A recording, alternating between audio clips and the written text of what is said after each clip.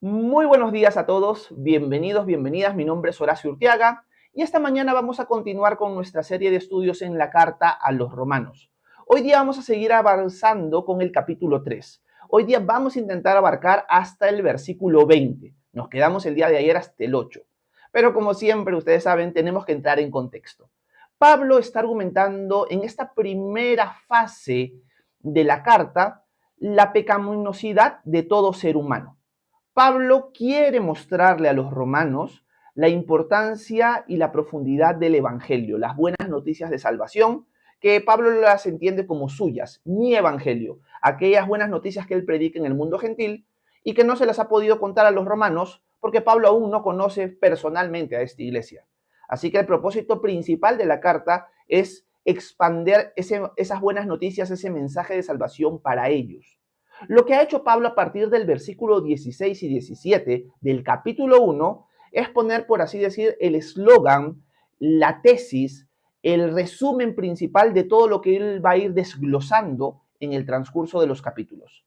Y siempre lo repito cada vez que empezamos el tiempo devocional. Pablo dice lo siguiente: porque no me avergüenzo del Evangelio, porque es poder de Dios para salvación de todo aquel que cree, del judío primeramente y también del gentil. Porque en el Evangelio se revela la justicia de Dios, que es por medio de fe y para fe. Tal como está escrito, mas el justo por la fe vivirá. Pablo va a hablar mucho acerca de la justicia de Dios, pero en todos los capítulos que estamos abarcando hasta ahora y en todas las clases que estamos estudiando hasta ahora, no hemos profundizado mucho en eso. ¿Por qué?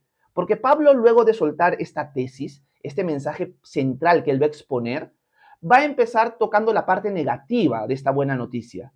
La parte negativa es que todos nosotros somos pecadores. Y lo va a expresar de la siguiente manera: que la ira de Dios se revela desde el cielo contra todo hombre que con injusticia y maldad retiene la verdad. Y va a exponer y va a mostrar el pagano cómo vive y cómo su pecaminosidad es condenable, con su idolatría, con su inmoralidad sexual, etcétera, etcétera. También va a mostrar la pecaminosidad de aquel que se cree moralmente superior y que ve a los paganos como si fueran inferiores. También va a mostrar la pecaminosidad del judío. Va a mostrar también de que todo ser humano va a ser juzgado por sus obras y que todo ser humano va a ser juzgado o por la ley de Dios o por la ley que tiene interna en su ser porque Dios lo ha puesto ahí. Por lo tanto, Dios va a condenar a todo mundo y todo mundo va a ser culpable. Al final del capítulo 2, inicio del capítulo 3, Pablo se ha enfocado mucho en el judío, en el religioso, aquel que piensa que por su estatus, por su conocimiento y por las señales visibles del pacto con Dios, son justos delante de él. Y Pablo les va a decir: no, no, no, no, no, tú también estás condenado, porque tú que tienes la ley, tú que eres judío, tú que estás circuncidado, también quebras la ley de Dios, también eres culpable, también eres pecador. Así que lo que Pablo está haciendo hasta el final del capítulo 3, sobre todo en la parte del versículo 20, va a tratar de dejar bien claro que todo ser humano es culpable y que no hay nadie que se escape de esta condición. En el capítulo 3 que vimos el día, o lo vimos el día de ayer, vimos que Pablo está resolviendo algunas contraargumentaciones que pueden surgir mientras Pablo estaba enseñando esto.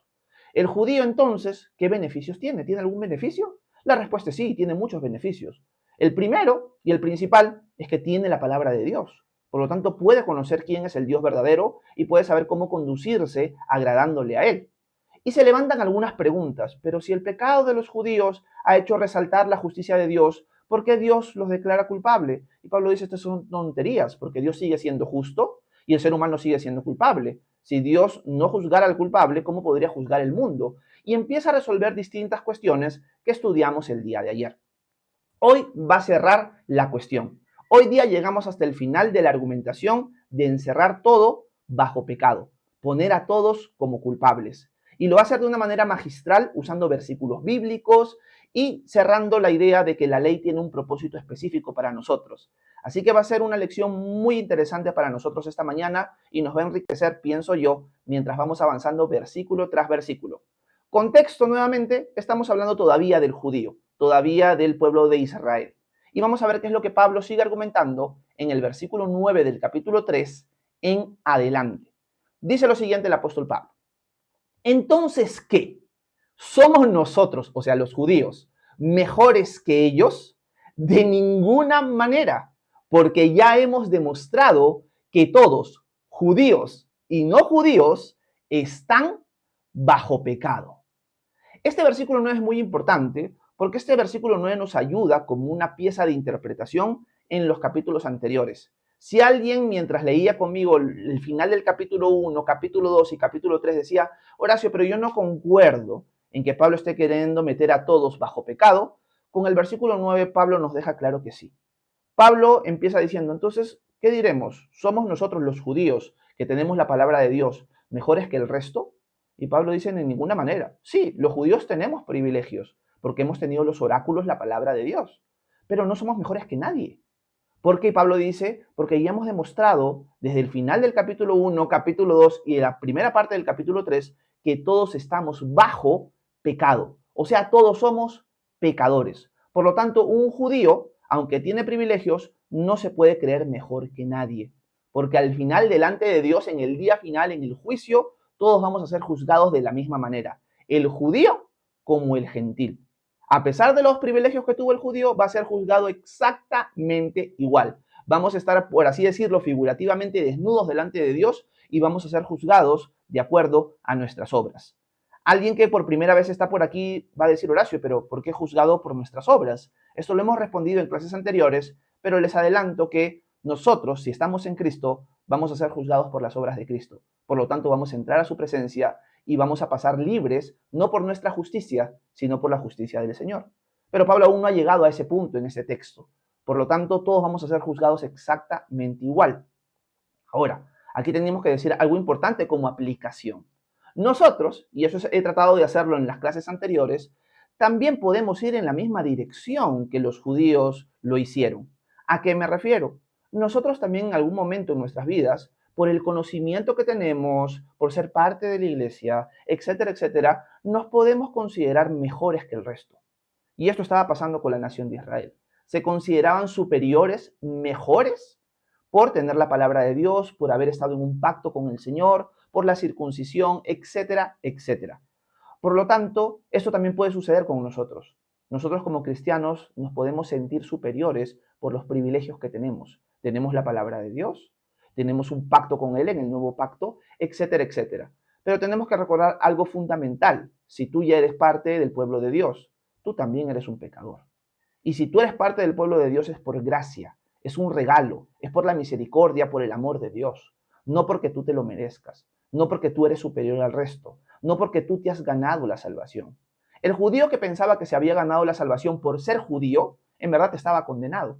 Y eso es lo que Pablo quiere hacer, despertarlos. Ey, un ratito, por favor, dense cuenta de que el estatus social que ustedes tienen como judíos no los salva, que el conocimiento que tienen de la palabra de Dios no los salva, que la circuncisión que tienen ustedes no los salva. Por favor, ustedes quiebran la ley de Dios, son culpables. Si ustedes no depositan su fe en el Dios vivo y verdadero y entienden que la justicia que ustedes necesitan es la justicia regalada por Dios a su cuenta por medio de la fe en Jesús, están de la misma manera condenados que el gentil, por más privilegios que ustedes tengan.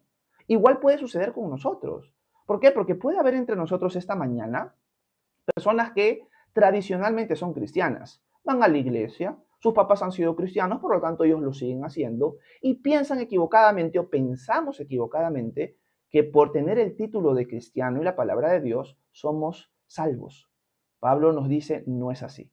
Ustedes no son mejores que nadie. Todos estamos bajo pecado. Por lo tanto, todos necesitamos la salvación que solo se obtiene por medio de la fe en Jesús. Y eso es lo que Pablo quiere mostrar. Todos estamos bajo pecado. Por lo tanto, todos somos culpables y por lo tanto, ninguno de nosotros se puede creer superior al resto. Pregunta que tenemos que hacernos esta mañana. Sea que ya estamos en la salvación, o sea que pensamos que estamos en la salvación por ser religiosos, ¿te estás creyendo superior al resto? Quiero que entendamos esta mañana que no lo somos. No somos superiores a nadie. Como lo he venido repitiendo en clases anteriores, somos un mendigo diciéndole a otro mendigo dónde encontró pan. Eso es lo que somos nosotros. Por lo tanto, no te creas superior a nadie, porque no lo eres. Y eso es lo que Pablo está dejando muy claro en este momento. Ahora Pablo va, después de haber dado esta declaración, los judíos no son mejores que nadie, yo soy judío, diría Pablo, yo no soy mejor que nadie, todos estamos bajo pecado. Lo que Pablo va a hacer es, miren, voy a cerrar el punto soltándoles verdades bíblicas, versículo tras versículo, citando los Salmos e Isaías, para que ustedes entiendan cómo cierro este punto usando la palabra de Dios. O sea, lo que Pablo va a utilizar es la escritura y va a soltar un montón de versículos para mostrar su punto. Todo ser humano es culpable. Y lo vamos a leer a continuación en el versículo 10 en adelante. Miren lo que Pablo hace. Dice, como está escrito, no hay ni uno solo que sea justo. No hay quien entienda, no hay quien busque a Dios. Todos se desviaron, a una se han corrompido. No hay quien haga lo bueno, no hay ni siquiera uno. Su garganta es como un sepulcro abierto y con su lengua engañan. En sus labios hay veneno de serpientes. Su boca está llena de maldición y de amargura. Sus pies son veloces para derramar sangre. Destrucción y desgracia hay en sus caminos. Y no conocen el camino de la paz. No hay temor de Dios delante de sus ojos. Pero sabemos que todo lo que dice la ley, se lo dice a los que están bajo la ley, para que todos callen y caigan bajo el juicio de Dios. Lo que hace Pablo hasta el versículo 18, del 10 al 18, es empezar a soltar una cadena de versículos bíblicos enfocados mayormente en los Salmos y también en Isaías para mostrar, miren lo que la ley dice, miren lo que el profeta Isaías, miren lo que los autores de los Salmos han dejado claro. El ser humano es malvado. No hay justo ni aún uno. Todos se han desviado, todos se han corrompido, no hay nadie bueno, ni siquiera uno. Eso es lo que la ley constantemente constata. Y les estoy soltando un montón de versículos, diría Pablo, para cerrar el punto. No estaba argumentando necesariamente con versículos bíblicos anteriormente, podría decir Pablo, pero ahora les estoy soltando una cadena de versículos, una serie de versículos que todos se enfocan en lo mismo, la maldad del ser humano. Y me encanta porque Pablo va a tratar de poner partes del cuerpo en cada uno de estos versículos. Va a hablar de los ojos, va a hablar de la boca, va a hablar de la lengua, de las manos, de los pies, para decir todo tu ser es malvado, todo tu ser es pecador, todo tu ser es pecaminoso. Por lo tanto, la misma ley, la misma palabra de Dios te condena de arriba a abajo. Acá hay una lección importante para nosotros, amigos y hermanos, y es la siguiente. Pablo está argumentando a la luz de la Escritura. O sea, Pablo no se está sacando esto del bolsillo. Y me encanta porque una de las cosas que tenemos que entender esta mañana cada uno de nosotros es que nuestras creencias deben nacer y deben ser sustentadas por la Escritura. Pablo está cerrando esta cadena de ideas y de argumentación con la palabra de Dios. Y está soltando un montón de versículos en los Salmos e Isaías para esta función. Está diciendo, si tú pensabas que yo estoy argumentando filosóficamente y haciendo malabares teológicos, no. Quiero que entiendan esto y lo tengan claro. Porque está escrito lo siguiente. No hay justo ni aún uno. Todos se han desviado, etcétera, etcétera. Y empieza a soltar distintos versículos que hablan de la maldad del ser humano en el transcurso de la historia. No significa con esto que todo lo que hemos leído en estos versículos hablan de que todos nosotros somos exactamente así. O sea, de que todos caemos en estos pecados en su totalidad. No, lo que Pablo está haciendo es un recorrido por textos bíblicos para mostrarnos la escritura misma deja claro que el ser humano es malvado. Y esto tienen que tenerlo claro ustedes, sobre todo los que son judíos y que tienen la palabra de Dios. También nos los diría a nosotros, sobre todo los cristianos que tienen la palabra de Dios, deberían tener claro esto. El ser humano es malvado, el ser humano es inclinado al mal, el ser humano es pecador. Por lo tanto, tú lo eres, yo lo soy. Si nosotros tenemos la escritura, ¿qué es lo que dice la escritura acerca de nosotros? Que somos malvados, que somos inclinados al mal. Sin Dios, siempre nos vamos a ir hacia el mal. Siempre. Sin Dios, siempre nos vamos a ir hacia el pecado. Sin Dios, vamos a seguir nuestra debilidad en la carne. Y siempre vamos a terminar lejos de Dios. Sin su ayuda, siempre vamos a tomar ese rumbo. Y es lo que Pablo dice a través de la escritura. Todas nuestras creencias tienen que nacer y tienen que ser sustentadas en la escritura. Y hablo de creencias sobre todo en lo que tiene que ver con Dios y con nuestra obediencia a Él, por si acaso. Podemos creer distintas cosas en base a la ciencia y otras cosas más, pero estamos hablando acerca de quién es Dios, quiénes somos nosotros, nuestra naturaleza, su voluntad, etcétera, etcétera. Todo eso debe nacer y debe ser sustentado por la Escritura. Y eso es lo que Pablo está haciendo esta mañana con nosotros. Quiero volver a repasar estos versículos para que quede bien claro para nosotros cómo Pablo hace una radiografía de rayos X para mostrar el ser humano a la luz de la Escritura es culpable. Así que quiero volver a leer con ustedes nuevamente los versículos 10 hasta el 19 y detenernos en el 19 un ratito para decir algunas cosas más. Miren lo que Pablo dice. Como está escrito, no hay ni uno solo que sea justo. No hay quien entienda, no hay quien busque a Dios. Todos se desviaron, a una se han corrompido, no hay quien haga lo bueno, no hay ni siquiera uno. Su garganta es un sepulcro blanqueado, miren la garganta, y con su lengua engañan. En sus labios hay veneno de serpientes. Su boca está llena de maldición y de amargura. Sus pies, noten los pies, son veloces para derramar sangre. Destrucción y desgracia hay en sus caminos. Y no conocen el camino de la paz. No hay temor de Dios delante de sus ojos. Versículo 19. Pero sabemos que todo lo que dice la ley se lo dice a los que están bajo la ley, para que todos callen y caigan bajo el juicio de Dios. Pablo está cerrando este punto diciéndole a los judíos lo siguiente. La misma palabra de Dios te calla la boca. Dios ha dejado claro eso en su palabra, en su ley, para que tú que piensas que por tener la ley eres salvo, te des cuenta que no es así. La ley más bien, si te instruyera correctamente, te mostraría que eres culpable. Una de las funciones que Pablo va a mostrar en el siguiente versículo es que la palabra de Dios, sobre todo la ley de Moisés, tenía el enfoque principal de ser un revelador de nuestro pecado, de mostrarle al judío sobre todo, quien tenía la palabra de Dios en esa época, tú eres culpable. No pienses que por ser judío, por tener la palabra de Dios, eres salvo. Los judíos enseñaban eso, que por ser parte del pueblo de Dios ya eran salvos. Pablo está diciendo, pero lee la ley. Te estoy soltando más de 5 versículos entre los Salmos e Isaías que muestran que el ser humano es malvado. Otra cosa importante, los judíos utilizaban estos versículos principalmente para referirse a los gentiles, no a ellos. Pablo sí hace eso. Pablo dice, ustedes utilizan estos textos para referirse solamente al mundo gentil. Entiendan, esto lo dice la ley para aquellos que leen la ley. Los gentiles no conocen nada de esto. Se los está diciendo a ustedes. Y esto es algo importante también aplicativo para nosotros. ¿Por qué? Porque nosotros también tenemos la tendencia de mostrar y señalar el pecado ajeno, pero nunca mirar el nuestro. Pablo está diciendo, ¿qué es lo que dice la palabra de Dios? Que tú también eres malvado. La pregunta es, ¿podríamos aceptar por fin lo que la palabra de Dios dice de nosotros? ¿Y que realmente somos inclinados al mal?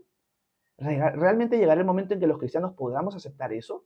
Espero que sí. Espero que esos textos nos callen la boca por fin y podamos decir correctamente, soy inclinado al mal. Por eso Jesús, cuando instruyó a sus discípulos, constantemente les dice malvados. Y esto a mí me encanta porque es sincero y tengo que ser sincero conmigo mismo y decir, yo también soy inclinado al mal. Por eso es que necesito al Salvador. Por eso es que lo necesito a Él. Si yo fuera perfecto y bueno completamente, no necesitaría que nadie me rescate. Sería justo por mi propia conducta, pero no lo soy. Soy inclinado al mal. Por eso Jesús, cuando les habla a sus discípulos acerca de la oración, por ejemplo, Él dice, si sus hijos le piden pan, no le van a dar un escorpión. Si les piden comida, no les van a dar piedras. Pero si ustedes, que son malos, saben dar buenas cosas a sus hijos, ¿cuánto más su Padre Celestial dará el Espíritu Santo a quienes se lo pidan?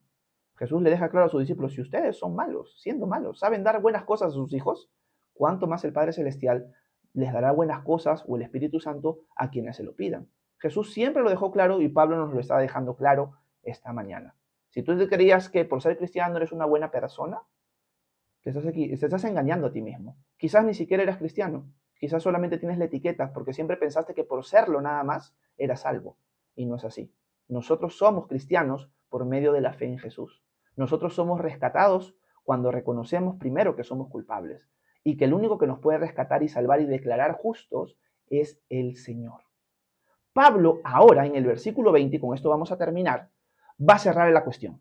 A partir de mañana vamos a ver ya la parte positiva del buen mensaje de salvación. ¿Qué es lo que Jesús ha hecho por nosotros y cómo obtener salvación?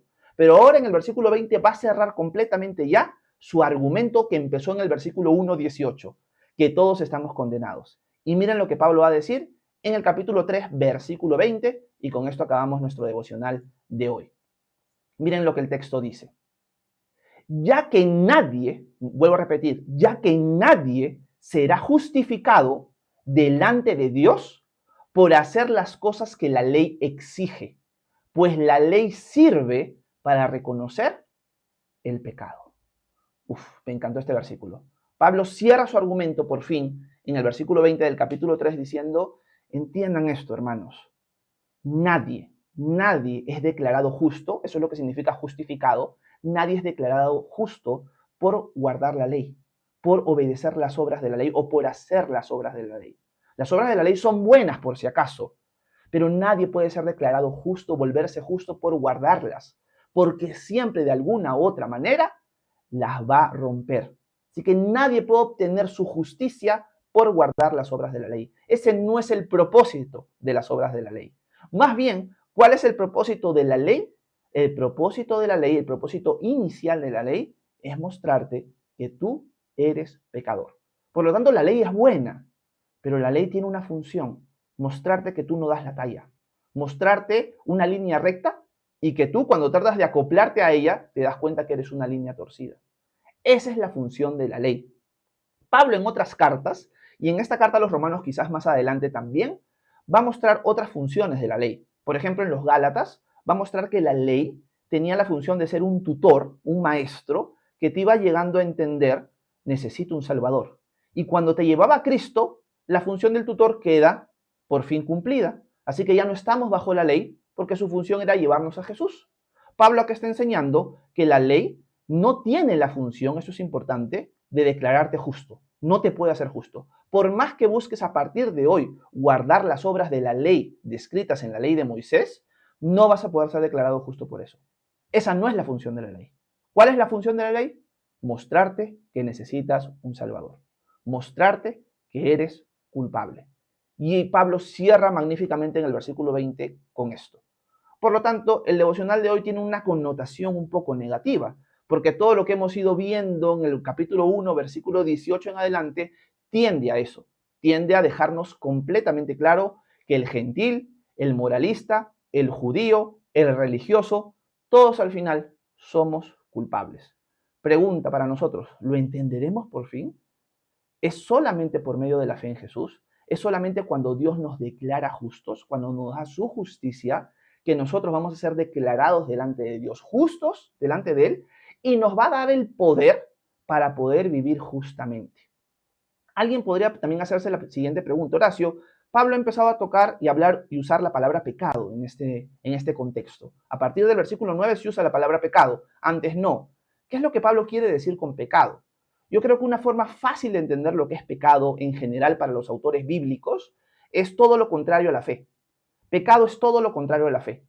Incluye inmoralidades, pero esas inmoralidades generalmente son contra Dios. Por lo tanto, es todo lo que atenta contra Dios, contra su carácter, contra su persona. Todo eso es pecado.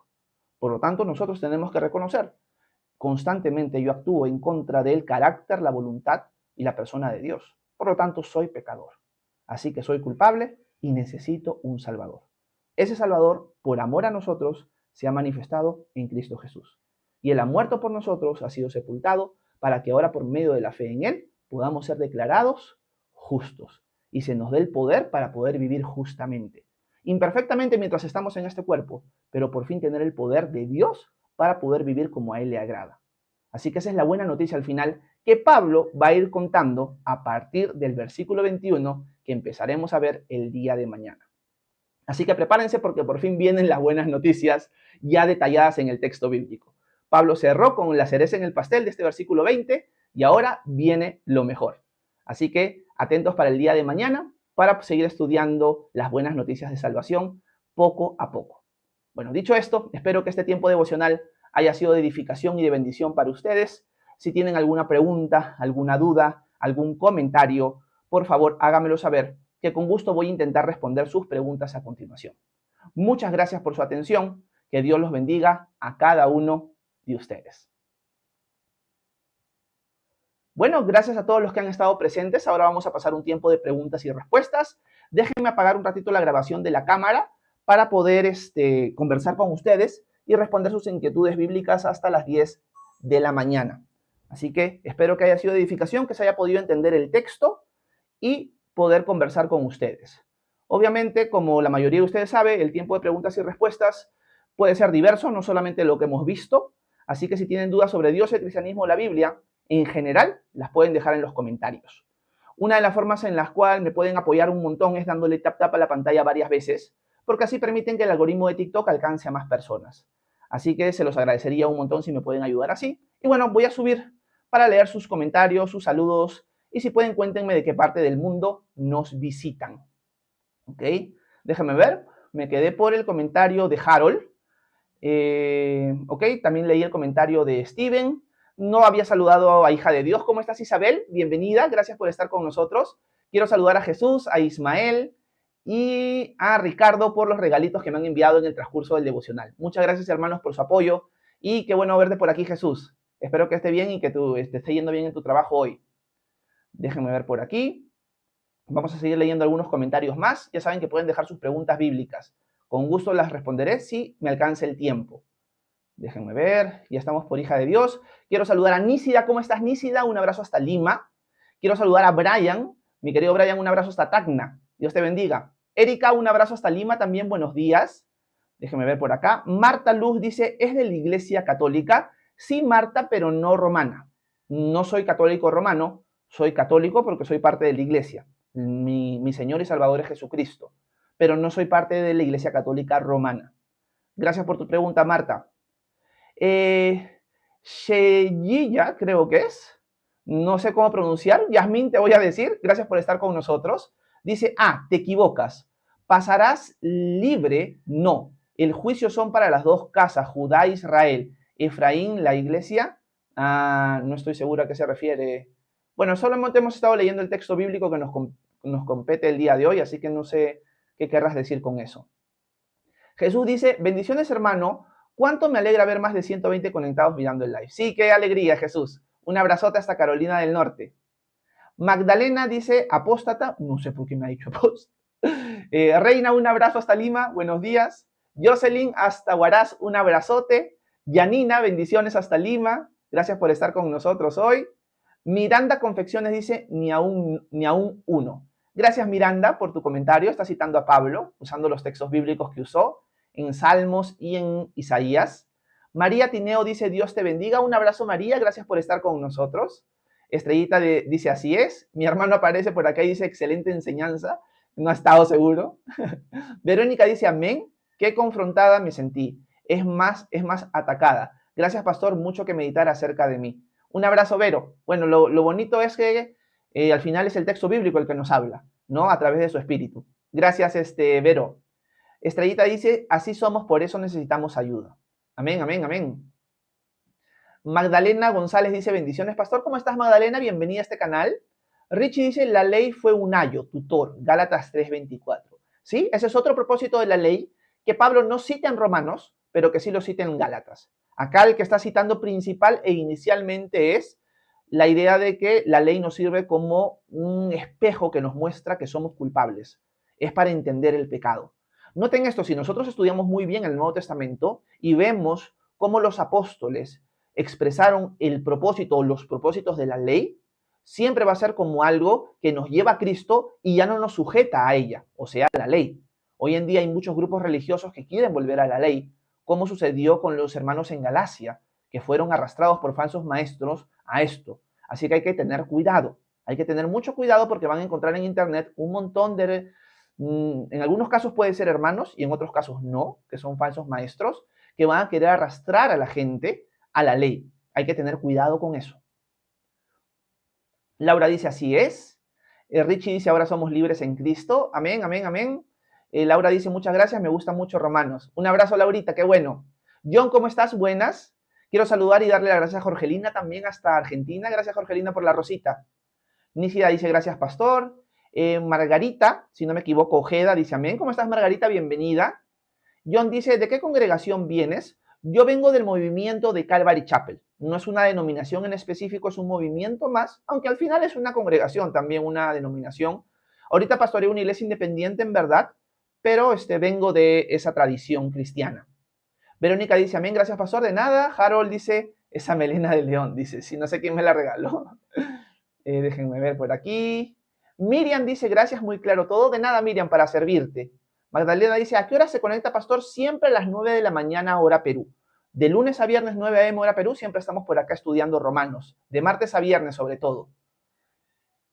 Steven Torres dice, pastor, ¿un apóstata entrará al reino de Dios? No, Steven. ¿Por qué? Porque un apóstata le ha dado la espalda a Dios. Un apóstata ha abandonado la fe. Un apóstata no cree en el Señor. Por lo tanto, no. Tendría que arrepentirse.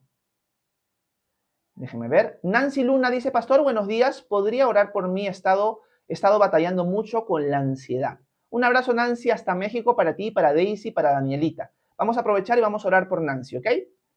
Padre, te pedimos por Nancy. Gracias por traerla siempre a este canal. Bendice a su familia allá en México. Te pedimos, Señor, que tú la ayudes a descansar en ti. Que tú también la ayudes a, Señor, saber si esta ansiedad es por cosas que está pasando en su vida o también puede ser algo físico, Señor. Ayer conversaba con algunos sobre eso. Te pido, Señor, que tú le des dirección, claridad y sobre todo que tú le des paz. Una paz que sobrepasa todo entendimiento. Tú la amas más que yo y más que todos los que estamos acá. Así que te pedimos en favor de ella. En el nombre de Jesús te lo pedimos, Padre. Amén. Gracias, Nancy, por tu petición de oración. Cuéntanos cualquier cosa o pídenos oración en la comunidad de WhatsApp, por favor. Franco dice, el Señor nos va transformando a su imagen cuando lo ponemos como nuestro Señor. Amor, amén, Franco. Reina dice, amén, pastor, gloria al Señor. Déjenme ver por acá. María Tineo dice, por favor, la hora de live mañana, 9 a.m. hora Perú, María. Esther dice, buenos días, hermano, cambiaron la hora aquí en Los Ángeles, así que no llego a tiempo, muy temprano. Oh, qué pena, Esther. Te aviso, Esther, por si acaso, que los devocionales con tiempos de preguntas y respuestas los estoy subiendo más o menos 2 o 3 horas después, o sea, como a la 1 de la tarde o 12 del mediodía, al canal principal de YouTube. Así que por ahí lo vas a poder ver en diferido, si es que te lo pierdes por aquí y quieres verlo, obviamente. Así que en mi canal de YouTube principal, Horacio Urtiaga, puedes encontrar ahí los devocionales de Romanos hasta el día de ayer, y el de hoy debe estar apareciendo más o menos a las 12 del mediodía hora Perú o a la 1 de la tarde. Así que puedes darte una vuelta por ahí, si es que ya no formas parte de la comunidad de WhatsApp, porque en WhatsApp siempre lo mando el link por ahí siempre. Mayerly, ¿cómo estás? Buenos días. Mayerly dice, ¿quiénes son los padres de la iglesia? Gracias, Mayerly. Los padres de la iglesia abarcan una gran gama de autores cristianos que en su mayoría o en gran parte fueron pastores, obispos de la iglesia antigua dispersa por todo el mundo. Los del primer y segundo siglos generalmente se le conocen como padres apostólicos y de ahí en adelante como padres de la iglesia. Van a haber divisiones que al final les ha puesto el hombre, por si acaso, no es que la Biblia nos hable de esto así, es una forma histórica de referirse a estos personajes, donde vamos a encontrar, por ejemplo, los padres apostólicos, vamos a encontrar a un discípulo del apóstol Juan, llamado Policarpo, que fue el pastor de la iglesia en Esmirna. Me encanta la carta de Policarpo a los filipenses, tiene una carta a los filipenses que es hermosa. Tenemos también el registro de la iglesia en Esmirna sobre el martirio de Policarpo, ese es un escrito también de cómo él murió bajo el Imperio Romano. Tenemos también a un pastor, obispo de la iglesia en Antioquía, alguien muy importante que parece que fue discípulo de Pedro o Pablo, que fue Ignacio de Antioquía. Él sí tiene varias cartas que escribe a las distintas iglesias para animarlas, retarlas, rumbo a su martirio, porque lo están llevando en cadenas para matarlo en Roma. Y él escribe en su trayecto distintas cartas. Y tiene hasta una carta dirigida a Policarpo. Eso es bien bonito. Tenemos un escrito, por ejemplo, sobre un discipulado que se hacía en las iglesias de la zona palestina, podríamos decirlo así, la zona de Siria, donde vemos cómo era el bautismo, si era trinitario o no en esa época. Es un escrito muy temprano, del año 70 después de Cristo, se llama la Didache. Vemos cómo se instruía a los primeros cristianos en sus primeros pasos, etcétera, etcétera. Se hablaba del fin de los tiempos, cómo se celebraba la cena del Señor, etcétera, etcétera. Y así tenemos un montón de autores que han sido discípulos de los apóstoles y luego discípulos de esos discípulos. Y así seguimos en la historia y son personajes que han marcado mucho a la iglesia con sus escritos en el transcurso de la historia. Un personaje importante, sobre todo para la Iglesia Reformada, es Agustín de Hipona, que vivió en el siglo V, murió en el año 430. Fue alguien que fue muy prolífico en sus escritos. Él es considerado un padre de la Iglesia. Discrepo mucho con las posturas de Agustín en muchas cosas. Agustín fue alguien que Dios usó mucho, pero no sabía hebreo ni griego. Por lo tanto, tenía una traducción al latín de la Biblia que no era perfecta. Por lo tanto, tiene varios errores teológicos, pero es alguien muy importante dentro de la historia de la Iglesia. Jerónimo de Estridón fue un traductor de la Biblia en su tiempo, al mismo tiempo que Agustín, y hay un montón de autores así que son considerados padres de la Iglesia. Así que podemos enriquecernos de sus escritos, pero tenemos que filtrarlo todo siempre a la luz de la Escritura como tal. Así que eso es un resumen corto, Mayerly, de quiénes son los padres de la Iglesia, y con algunos nombres en específico que te he dado hoy. Gracias, Mayerly. Verónica dice, ese tomatazo, dice, no sé a qué se refiere. Yesni dice, buenas tardes, ¿cómo estás, Yesni? Hasta España, buenas tardes. Déjame ver por aquí. Adri, si no me equivoco, dice, saludos desde Tuxtepec, Oaxaca, México, bendiciones. Uf, para mí esos nombres, Adri, son bien difíciles, ¿ah? No tenemos la costumbre nosotros de pronunciar este tipo de palabras. Un abrazo hasta México, querida Adri, bienvenida a este canal, estamos para servirte. Omar M. dice saludos desde Montreal. ¡Wow! Un abrazo hasta Montreal, Omar. Dios te bendiga. Jorgelina dice bendiciones, hermano, igual para ti. Oscar, ¿cómo estás hasta Nicaragua? Un abrazote. Henry, un abrazo hasta Lima. Juliet, un abrazo hasta Guatemala. Dios te bendiga mucho, Juliet. Por acá hay Bichel, pastor, no existe. No entiendo, Bichel, ¿a qué te refieres? Winston dice, así es más claro que el agua. Gracias, Winston. Carmeli dice, ¿hay personas con dones del Espíritu Santo? Considero que sí, Carmeli, porque primero tenemos que entender que en el transcurso de la historia, Dios ha levantado en su iglesia maestros y la capacidad de enseñar guiada por el Espíritu es un don.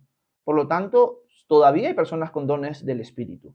Considero yo, gracias Vero, considero yo de que los maestros llamados por el Señor tienen el don de maestro. Hay don de sanidades también, hay don de profecía, hay don de lenguas. Considero que los dones siguen vigentes. Lamentablemente vivimos en un tiempo donde la iglesia finge estas cosas porque piensan que estos dones les dan estatus eclesial. O sea, si yo hablo en lenguas, si yo doy una profecía, soy considerado mejor en la iglesia. Ese es un error y eso es culpa de nosotros, no debería ser así. Pero considero que los dones sí existen y continúan hasta el día de hoy, pero que hay mucha falsedad dentro de la iglesia cristiana también en este tiempo. Gracias, Carmeli. Monita Ortiz, ¿cómo estás? Dice, Hebreos 7:12 se refiere que ya no debemos de cumplir la ley. Gracias, Monita. Vamos a Hebreos 7:12 porque no recuerdo de memoria qué es lo que dice y vamos a leerlo juntos, ¿ok? Hebreos es una carta que quizás quisiera estudiar y enseñárselas también a ustedes en el transcurso de nuestro tiempo en los devocionales. Pero vamos a ver si algún día llegamos a Hebreos. Dice, este es un versículo que cito mucho yo, Monita. Dice, porque al cambiar el sacerdocio, también se tiene que cambiar la ley. Gracias, Monita, por tu pregunta. Lo que el autor de Hebreos está contando en contexto es la superioridad del sacerdocio de Jesús, según el orden de Melquisedec, que la del sacerdocio levítico. En la ley de Moisés, en el antiguo pacto que Dios estableció con Moisés y la nación de Israel, había una constitución que contenía aproximadamente 613 mandamientos. Dentro de esta ley había mandamientos para quienes eran los encargados del sacerdocio. ¿Quiénes eran los encargados del sacerdocio? ¿Quiénes eran los sacerdotes? Y el sumo sacerdote, solamente los descendientes de Aarón, nadie más. Alguien de la tribu de Judá, alguien de la tribu de Rubén, no podía ser sacerdote. Así de clara estaba la cosa en la ley. Pero Jesús es sumo sacerdote, pero es de la tribu de Judá. Pero no es sumo sacerdote del orden de Leví, o del orden de Aarón, sino del orden de Melquisedec. Es un sacerdocio distinto, un sacerdocio que está antes de la ley. Por lo tanto, lo que el autor de Hebreo dice es, si nosotros en el nuevo pacto en el que nos encontramos en Cristo Jesús tenemos un sacerdocio distinto, es que ha habido un cambio de sacerdocio, entonces por lo tanto ha habido un cambio de ley. Ya no estamos bajo la ley de Moisés, estamos bajo la ley de Cristo, según el sacerdocio de Melquisedec. ¿Dónde está esa ley de Cristo? está expresada en los textos de los apóstoles. Cuando nosotros vemos el Nuevo Testamento, es nuestra constitución. Vemos la carta a los romanos, la carta a los Corintios, Apocalipsis, Hebreos, etcétera, etcétera. Esa es la palabra de Dios, esa es la constitución para aquellos que somos parte del nuevo pacto. La ley de Moisés tuvo una función, enseñarnos el carácter de Dios, pero también guiarnos a entender necesitamos un Salvador, pero ya no estamos sujetos a ella. Nosotros no tenemos que guardar el Shabbat, nosotros no tenemos que circuncidarnos, nosotros no tenemos que abstenernos de comer carne de cerdo, nosotros no tenemos que presentar sacrificios en el tabernáculo o en el templo, nosotros no tenemos que celebrar 7 fiestas cada año, etcétera, etcétera. Nosotros podemos tocar a una mujer que tiene flujo de sangre y no quedamos contaminados ritualmente, y así un montón de ejemplos. Por lo tanto, este versículo muestra que al haber un cambio de sacerdocio, también ha habido un cambio de ley. Así que ya no estamos sujetos, ya no estamos bajo la ley de Moisés. Porque la ley de Moisés no declaraba o no volvía justo a nadie. En cambio, la fe en Cristo te da justicia, te vuelve justo. Lo que no pudo otorgar la ley de Moisés, la fe en Cristo Jesús sí lo ha otorgado. Y esto es lo que Pablo va a tratar de expresar a partir del versículo 21 en el capítulo 3 de Romanos. Gracias por tu pregunta. Espero que haya podido aclarar un poquito tu duda e inquietud. Déjenme subir para seguir leyendo. Me había quedado en el de Monita. Roger Castillo dice Apocalipsis 2:20. No sé a qué se referirá con eso. ¿Cuál es tu pregunta, Roger? Lía Tapia dice amén. ¿Cómo estás, Lía? Bienvenida. Ana Luisa dice amén. Baruch Hashem dice qué difícil debe ser vivir en Nigeria o Sudán. Oremos por nuestros hermanos perseguidos y asesinados. Sí, la verdad es que nuestros hermanos que viven ahí están pasando un tiempo de persecución muy fuerte. Quién sabe si nosotros en un futuro pasaremos algo similar. Tenemos que estar preparados. Así que lo que dice Iván es cierto. Hay que estar orando por nuestros hermanos en Nigeria. En China también están pasando las cosas bien fuerte últimamente, y también en Sudán. Pero en general en el Medio Oriente está la situación muy fuerte. Corea del Norte, nuestros hermanos en Corea del Norte también la están pasando durísimo. Hay muchos ministerios, Iván y a compañía, que dan noticias sobre lo que está pasando la gente por ahí y hacen hasta rutinas de oración con calendarios y todo. Yo los animaría a visitar esos canales. Hay uno que es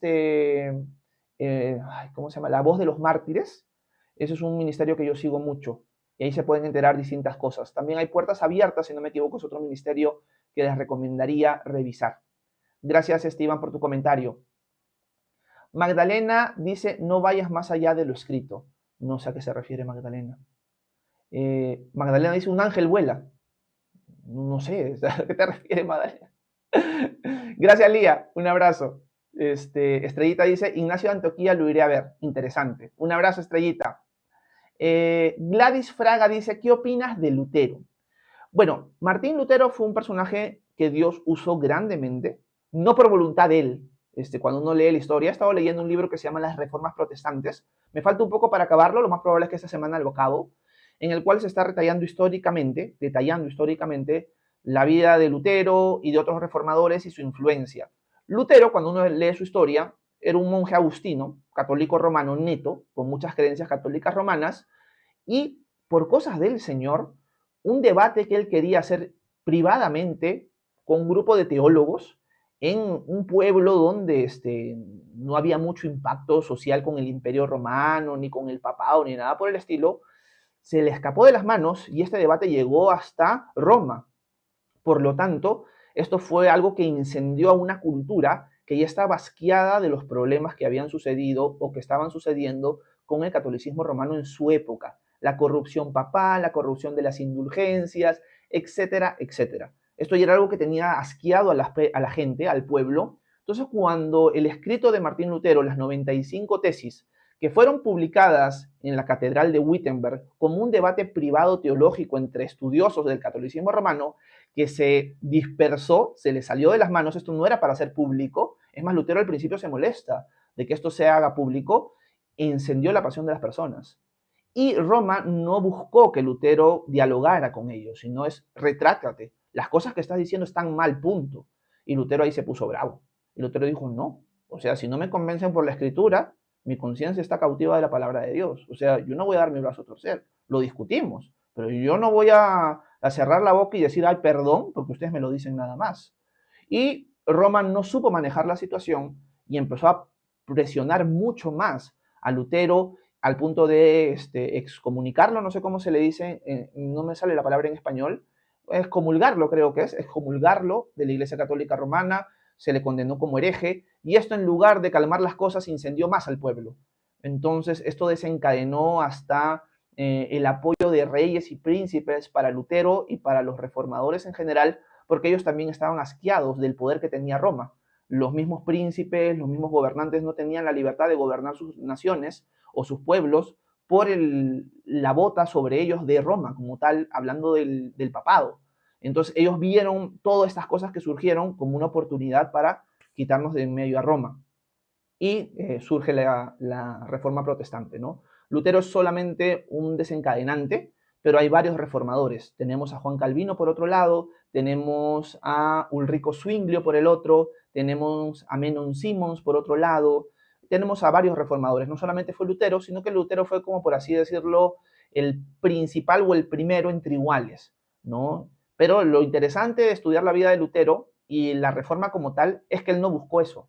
Él no quiso entrar en problemas, pero ya cuando la autoridad se quiso volver totalitaria contra sus posturas, es ahí donde él se tiene que poner fuerte y desencadena todo lo que nosotros ya conocemos en la historia de la Reforma. Gracias, Gladys. Verónica dice, mi paisana de Oaxaca, ay, ya no sé. Verónica también es de ese sitio. Iber de la Cruz, ¿cómo estás, hermano? Un abrazo hasta La Victoria en Lima, Perú. Dice, siervo, Dios lo bendiga. Si soy bautizado como católico y me vuelvo cristiano, ¿sería apóstata? No estoy seguro si el catolicismo romano te va a ver como apóstata. Te ve como un hermano separado, pero generalmente en el texto magisterial del catolicismo romano llamado Unitatis Redintegratio, el catolicismo romano ve a los hermanos protestantes como eso, hermanos, solamente que no los ven en la plenitud de la fe, pero sí consideran sus reuniones iglesias, etcétera, etcétera. Los animaría a revisar. Ahora, el Unitatis Redintegratio parece mostrar eso para aquellas personas que han nacido fuera del catolicismo y se vuelven protestantes, pero no estoy seguro si es su postura con respecto a alguien que ha sido católico y se vuelve protestante. No estoy seguro si es su misma visión. Eso sí no te lo podría responder, Iber, no lo sé. Hija de Dios, Isabel me dice que la X de Oaxaca, ay, no sé, suena como J, dice, sería O-A-Jaca, o algo así. Gracias, Isabel. Juliet dice, tiene buena memoria, pastor, bendiciones. En verdad, Juliet, no la tengo. Trato de poco a poco ejercitarla, pero no tengo buena memoria. Ismael dice, Horacio, ¿puedes explicar Gálatas 5.4? Ok, vamos a Gálatas 5.4. O vamos a Gálatas 5 en general, ¿ok? Gálatas 5. Y vamos a ver qué es lo que Pablo dice. Vamos a poner el texto en pantalla. Y vamos a leer los versículos hasta el 4, ¿no? Ok, ya. Dice Pablo lo siguiente desde el versículo 1. Manténganse pues firmes en la libertad con que Cristo nos hizo libres. Y no se sometan otra vez al yugo de la esclavitud, hablando de la ley. Miren, que yo, Pablo, les digo que si se circuncidan, de nada les aprovechará Cristo. Y otra vez testifico a todo hombre que se circuncida que está obligado a cumplir toda la ley. Ustedes, los que por la ley se justifican, se han desligado de Cristo, han caído de la gracia. Pues nosotros por el Espíritu aguardamos por fe la esperanza de la justicia. Porque en Cristo Jesús nada valen la circuncisión ni la incircuncisión, sino la fe que obra por el amor. Bueno, y Pablo le sigue llamando la atención a los Gálatas en este texto. Y esta es una parte aplicativa de la carta. A partir del capítulo 5 y es más aplicativo que doctrinal. Y la pregunta de Ismael gira en torno a esto. Pablo está diciendo que estos cristianos que están circuncidándose, se están volviendo a la ley, se están esclavizando, han caído de la gracia, se han desligado de Cristo. La pregunta de Ismael gira en torno a lo siguiente. ¿Significa esto que estos cristianos por volver a la ley perdieron la salvación, Horacio? Pienso que su pregunta gira en torno a eso. Hermanos en la fe que van a considerar volver a la ley como apostasía van a decir que sí. Yo personalmente no considero que sea el énfasis de Pablo porque los sigue tratando como hermanos, a pesar de que ellos se han circuncidado, muchos de ellos. Y lo que Pablo está diciendo es, ustedes están viviendo en una esclavitud Han caído de la gracia en el sentido de que ya no van a vivir en libertad. Se han desligado de la libertad en Cristo, se han desligado de Cristo, han caído de este lugar de gracia para ahora vivir como esclavos bajo la ley. Ay, no, el día sábado no puedo trabajar. ¿Qué es lo que puedo o no puedo hacer el día sábado? Uy, si voy a una casa y me invitan a comer cerdo, y no puedo. Y terminas esclavizado bajo la ley, en lugar de la libertad que tienes en Cristo. Considero, Ismael, que ese es el enfoque de Pablo y no que está hablando de que estos cristianos por volver a la ley han perdido la salvación. Ese es el enfoque que yo le encuentro al texto bíblico. No lo veo como una pérdida de salvación. Pero entendería a alguien que lo ve de esa manera. Solo que Pablo en el contexto general de la carta los trata como hermanos. No los trata como gente que se ha apartado de la fe y ya no son hermanos, que han perdido la salvación. Nunca hay ese enfoque. ¿Ok? Gracias, Ismael, por tu pregunta. Déjenme subir para leer algunas preguntas más. Déjenme verme que Ismael. Quiero saludar a Fabián Torres. ¿Cómo estás? Bendiciones también para ti. Edu dice, el nuevo pacto empieza con la primera fiesta solemne, la Pascua. Gracias, Edu. El hecho de que diga fiesta solemne me preocupa un poquito.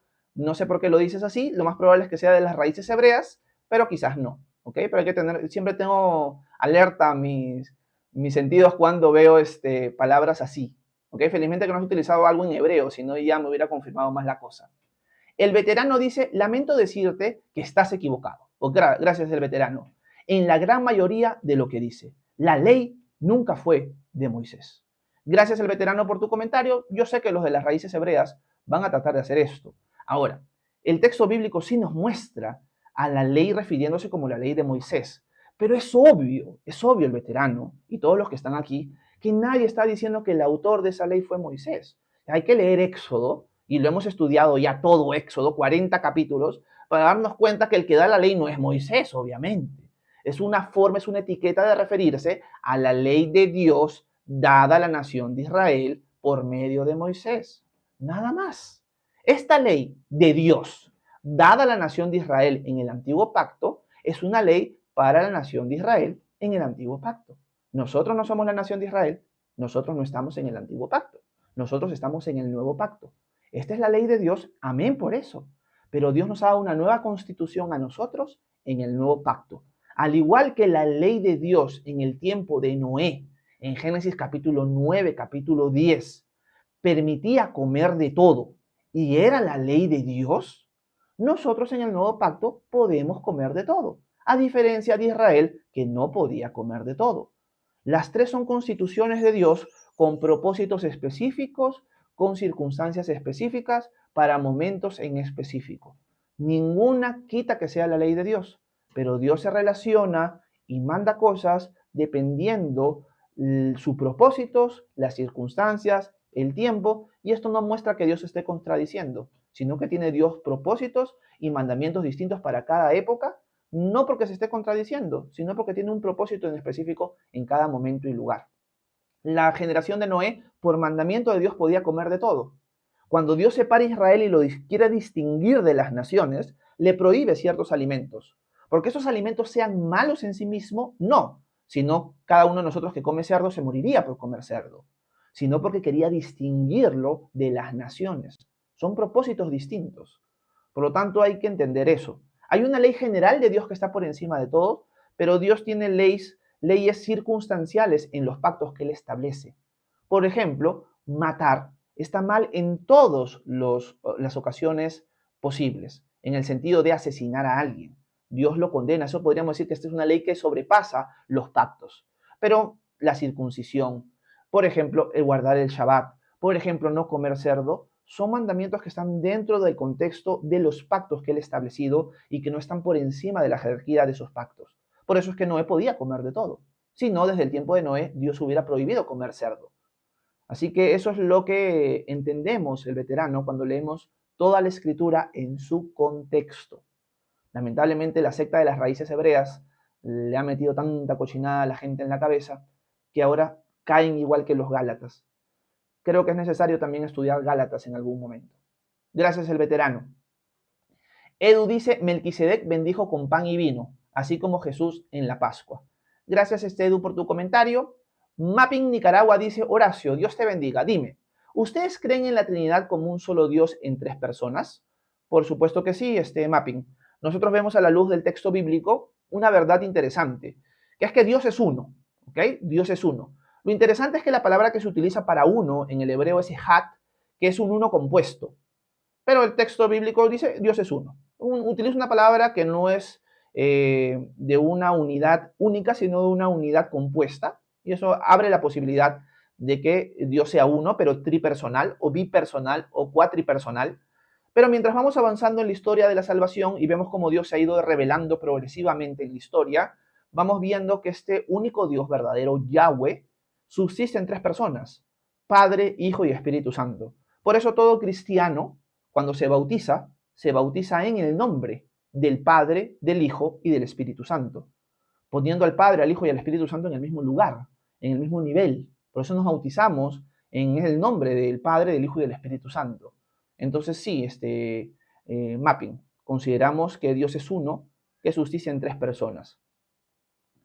Fabián Torres dice, hola Horacio, ¿crees que estamos ya en tiempo de tribulación? No, Fabián. Hay muchas cosas que tienen que pasar para que estemos dentro de lo que se conoce como el Día del Señor. Una de las cosas que tienen que pasar es la alianza de 10 naciones, por ejemplo, que vemos en el libro de Daniel y en el libro de Apocalipsis. Eso no ha ocurrido aún. Por lo tanto, no estamos en ese tiempo. De nada, Laurita. María Tineo dice, en el Antiguo Testamento estaban bajo la ley, entonces ya no debemos obedecer. Por supuesto que sí, María, pero la ley de Cristo, expresada en la Carta de los Apóstoles, expresada en el Sermón del Monte, por ejemplo, vamos a encontrar la ley de Cristo. El cristiano tiene ley, pero no es la ley que tradicionalmente se conoce como la ley de Moisés. Gracias, María. Magdalena dice, dicen que Lutero fue antisemita, ¿por qué? Realmente no estoy seguro el por qué Lutero fue antisemita. Lutero sí tuvo en la etapa final de su vida muchas actitudes y escritos que tienen y revelan un odio hacia la nación de Israel. Lutero es alguien que es humano, alguien pecador, como hemos estudiado hoy en Romanos, no era alguien perfecto. Por lo tanto, es importante no idealizar a la persona de Lutero. Yo creo que muchos hermanos caen en eso, ¿no? La Reforma Protestante, Lutero, nuestro ídolo. Un ratito. Si uno lee a Lutero, si uno ve los resúmenes de su vida, la actitud de Lutero era bien pedante. Era alguien muy orgulloso, ¿eh? No era alguien que tú digas, ay, qué mansedumbre, qué tino en sus palabras, ¿no? Por más que la gente lo insultaba, él no insultaba, ¿no? Lutero era alguien muy terco, muy pedante en muchas cosas. Lutero no era perfecto. Dios usó las circunstancias en su vida para traer lo que se conoce como la reforma o las reformas protestantes. Pero Lutero tenía muchos errores y uno de ellos es esta actitud hacia una nación. Sea Israel o sea cualquiera, nadie debería tener esa actitud hacia ninguna etnia o hacia ninguna nación. Gracias, Magdalena. Clau Andía dice, hola, en el Génesis se habla en plural acerca de la creación. Dios, Hijo, Espíritu intervienen. Gracias, Clau. Lo que vemos en los primeros versículos de Génesis nos indican que sí, porque dice que el Espíritu de Dios se movía sobre las aguas, si no me equivoco, del abismo, si no me equivoco. No sé qué palabra se usa ahí, no lo tengo en la memoria, pero vemos que cuando en los primeros dos versículos de Génesis se toca el Espíritu, se toca de una manera personal. Ahora, nosotros vamos a encontrar en el Antiguo Testamento, por ejemplo, en el libro de Proverbios, que se habla de la sabiduría de Dios como algo personal. Y algunos comentarios judíos en arameo, si no me equivoco, que se conocen como targums del libro de Génesis, va a mostrar una pluralidad de personas dentro de la creación. Por lo tanto, podría estar implicando al Padre, al Hijo y al Espíritu Santo en la creación. Hay aquellos que discrepan y van a decir que esta pluralidad de personas con las que Dios conversa no son el Padre, Hijo y el Espíritu Santo, sino son su concilio divino, que son otros seres celestiales que están bajo la autoridad de Dios y que en algún momento en la historia se han revelado muchos de ellos. Así que cuando Dios dice, hagamos al hombre a nuestra imagen y semejanza, no está hablando entre el Padre, Hijo y el Espíritu Santo, sino está hablando con su concilio divino. Vamos a hacerlo a nuestra imagen y semejanza.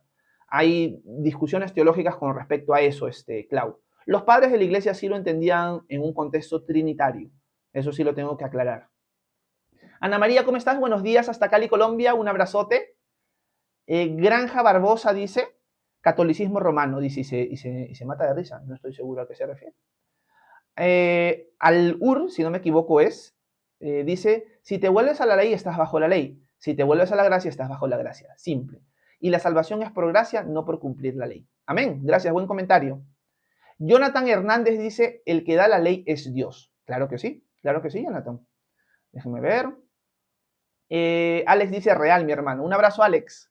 Pati Vaca, ¿cómo estás? Hasta México, un abrazo. Buenos días. ¿Qué significa nacer de agua cuando Jesús le dice a Nicodemo? Gracias, Pati. Voy a terminar con la pregunta de Pati porque ya no me alcanza el tiempo para seguir respondiendo inquietudes o preguntas, con su pregunta que surge en base a Juan capítulo 3. En Juan capítulo 3 encontramos el encuentro de Jesús con Nicodemo, con la enseñanza fundamental de lo que significa nacer de nuevo. Jesús conversa con Nicodemo en una noche privada y Nicodemo le dice, Señor, tú sabes o sabemos que vienes de Dios, porque nadie puede hacer las señales que tú haces si Dios no está con él. Y Jesús lo para en seco y le dice, Nicodemo, de cierto te digo que el que no nace de nuevo no puede ver el reino de Dios.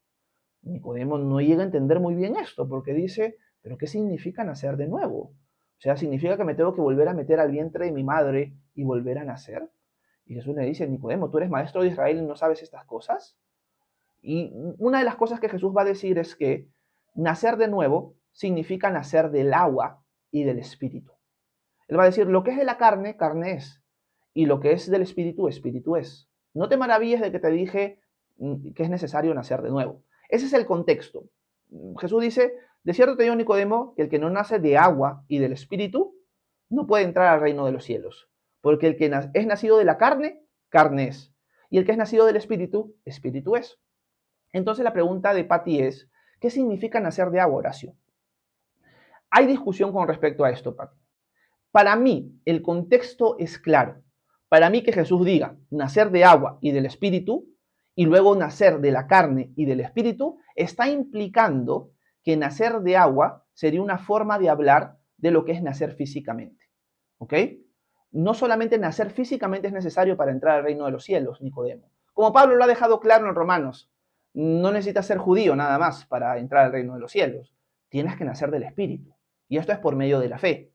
Por lo tanto, lo que Jesús estaría diciendo es no solamente nacer naturalmente es necesario para entrar al reino de los cielos. Tú piensas que por haber nacido judío has entrado ahí. No es nacer de agua y del espíritu. Lo que es nacido de la carne, carne es. Pero lo que es nacido del espíritu, espíritu es. Hay personas que van a entender esto de una manera distinta. Van a decir que nacer de agua sería una purificación que hace el Espíritu Santo en tu vida. Otros van a decir que es el bautismo también. Algunos padres de la iglesia decían que era el bautismo, pero eso estaría ligando el bautismo a la salvación, en el sentido de que si tú no eres bautizado, no puedes ser salvo. Y esto contradeciría la Escritura, porque el ladrón en la cruz fue salvo sin bautizarse, Cornelio y su familia en Hechos 10 también fue salvo sin bautizarse. Por lo tanto, no podría Jesús estar diciendo eso. Entonces, lo que yo concluyo, Pati, es que está hablando de una referencia humana. No solamente es necesario nacer de la carne como judío para entrar al reino de los cielos, Nicodemo. Le está hablando en el contexto a un israelita que creía eso, que por haber nacido judío ya iba a entrar al reino de los cielos. Así que Jesús le dice, nacer de agua no es necesario nada más, sino nacer de agua y del espíritu. Y se está dando una referencia al nacimiento humano, al nacimiento natural. Esa es la postura que yo sostengo en ese versículo, mi querida Pati. Gracias por tu pregunta. Y bueno, gracias a todos los que estuvieron presentes esta mañana. Me pasé de tiempo un montón.